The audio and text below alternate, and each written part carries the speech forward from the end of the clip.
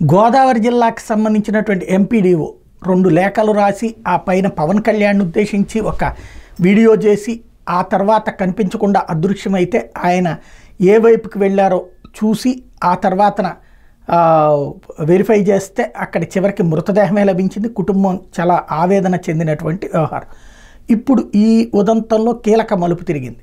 ఇంతవరకు అక్కడ ప్రసాదరాజు వైఎస్ఆర్ కాంగ్రెస్ పార్టీకి సంబంధించినటువంటి మాజీ ఎమ్మెల్యే అనుచరుడు ఏదో చేశాడు అన్నటువంటి కాన్సెప్టే అందరూ అనుకుంటుంది. తర్వాత చూస్తే ఆయన డబ్బులు పంపించింది.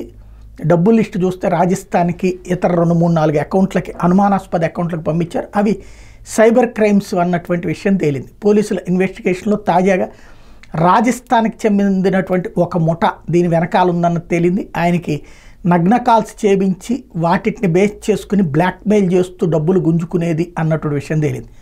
ఇవాళ అందులో నుంచి ఒక నిందితుడిని పట్టుకొచ్చారు. మిగతా వాళ్ళు మన పోలీసులు అక్కడికి వెళ్ళేటప్పటికి పారిపోయారు. ఈ కేసులో ఇది అసలైనటువంటి ట్విస్ట్.